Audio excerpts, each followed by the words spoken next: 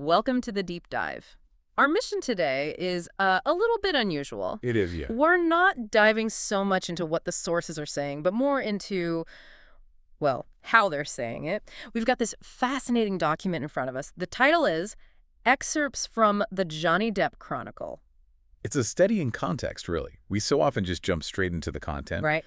But the title itself and the way the source categorizes its own information, in this case, Johnny Depp, latest news and rumors, that tells you half the story before you even read a single sentence. Okay, so let's unpack this. Our focus is to help you, the listener, really understand the promises and, I guess, the warnings that are built right into these labels. Exactly. We're looking at what a chronicle implies, the pressure that comes with latest news, and the skepticism that's absolutely required when you see the word rumors. We want to arm you with the critical lens you need. We're basically asking, what is this source promising to deliver, and what mental filters should you switch on the second you see these specific words all together? So let's start with the anchor, the most serious-sounding part of this whole thing, the Johnny Depp Chronicle. When I hear the word chronicle, my mind immediately goes to something written in stone.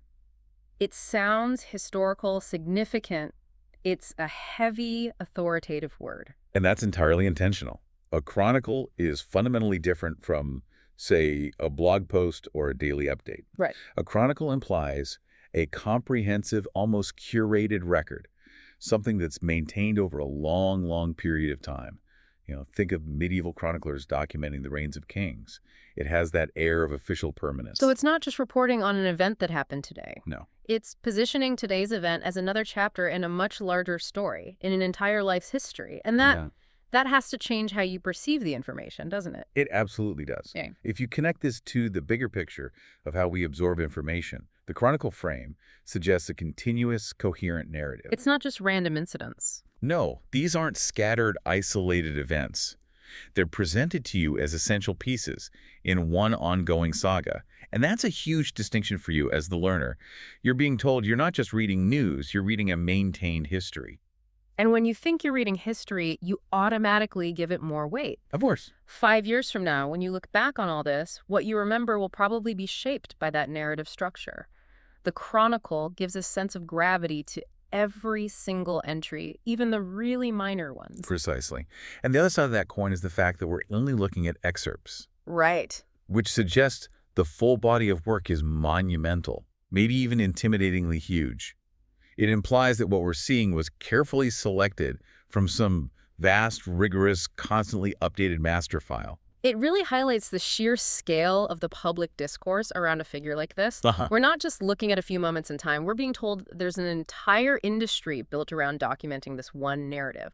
The Chronicle is the sort of institutional frame that holds it all. And that institutional frame is key. Yeah. It sets an expectation of thoroughness, of historical context. Whether the source actually delivers on that, no, that's for you to judge. But the expectation is set from the word go. This is the official record. Okay, but this is where it gets really interesting for me.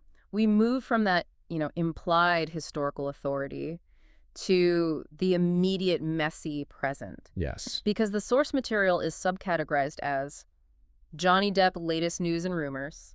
It just groups these two fundamentally different kinds of information right together. And this is where our critical work has to begin. The source is, in essence, inviting you to consume both fact and speculation at the same time. Which raises a massive question. It does. For anyone seeking reliable knowledge, the question is, why would an authoritative chronicle risk its own credibility by putting unverified rumors right next to verified news? Yeah, let's sit with that tension for a moment. We should define our terms. News. In this context, what does that mean? News should be the verifiable stuff. Information that's been fact-checked, confirmed, reported. So updates on movie roles, legal outcomes, official statements from a publicist. The data points. The hard currency of information, right? Yeah, okay. But then you have rumors. And those are the soft currents. Unverified speculation about who knows. Future projects, their private life, unconfirmed meetings.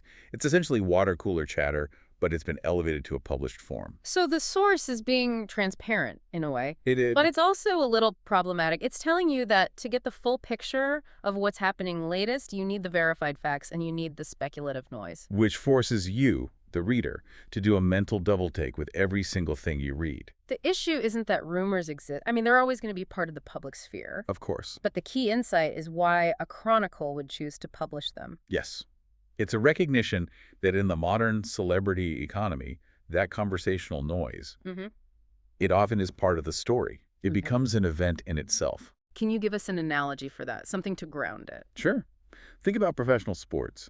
The news is the final score of the game, an official trade announcement, a signed contract, verifiable facts. Okay.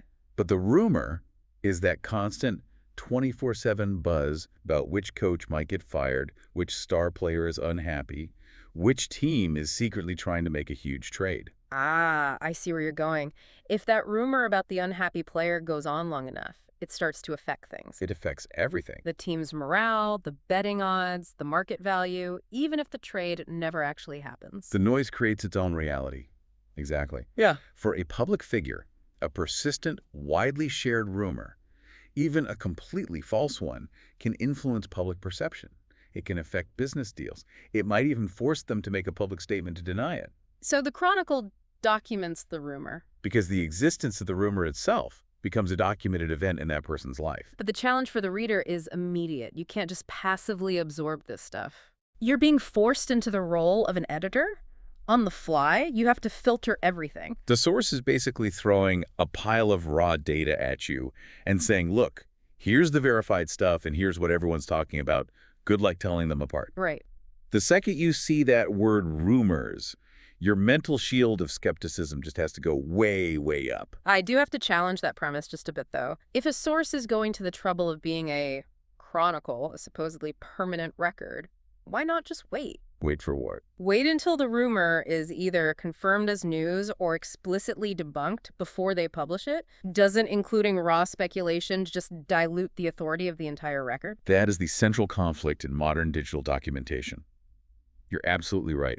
Historically, a chronicle would prioritize truth and distance. But not anymore. But today, the commercial pressure to provide continuous latest updates often overrides that commitment to pure retrospective accuracy. Ah, okay. So the pressure of being latest is forcing the Chronicle to act more like a real-time blog. Precisely.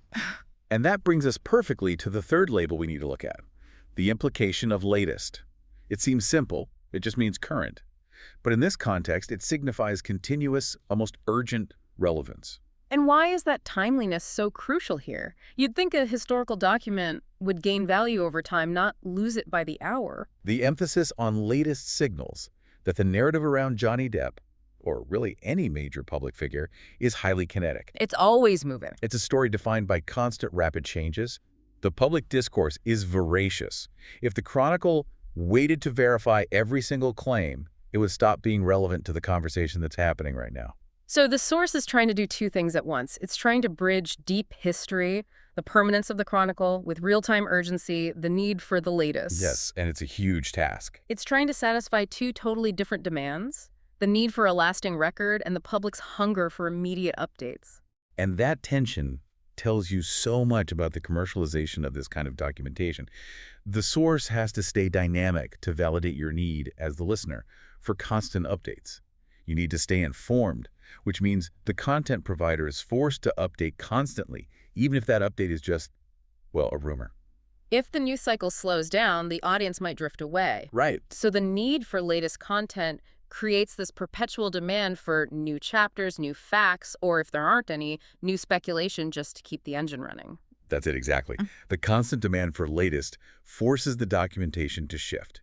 It goes from being a historical retrospective process to being a continuous running commentary. And that's how a chronicle transforms from a record of what was into a documentation of what might be, or even just what is being said in this exact moment. Okay, let's try to bring all three of these labels together for the listener.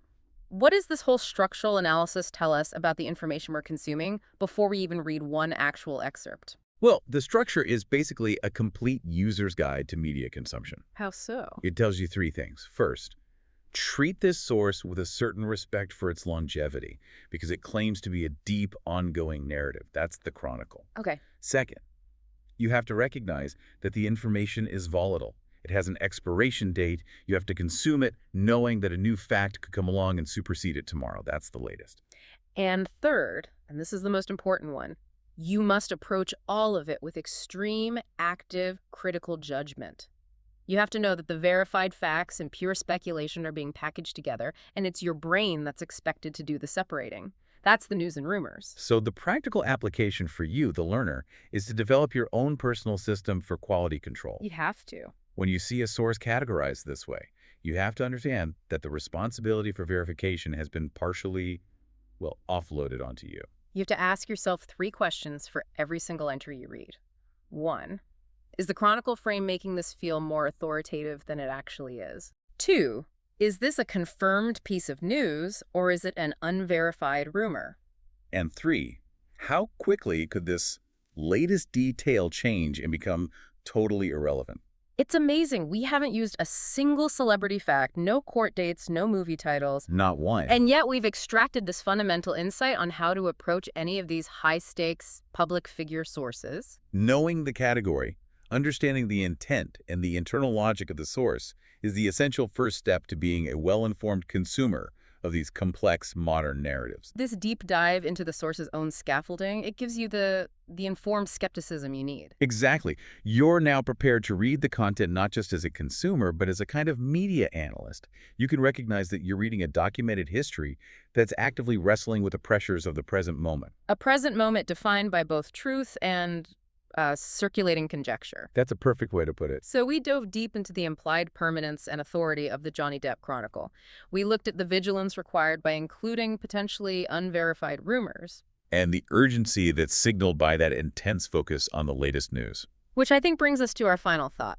This whole analysis, it raises a final, provocative question for you to consider. And it's based on that inherent contradiction of blending history and rumor. Go on. If a chronicle is meant to be a commitment to lasting truth, and yet it's constantly being updated with speculative latest news and rumors, does this source ultimately serve to document history? Or does it merely function as a long-running, self-perpetuating machine designed to generate continuous public interest? A fascinating question. The difference between history and a headline. That's our deep dive for today. Keep questioning the framework of the knowledge you encounter, because often the frame tells you far more than the picture inside it.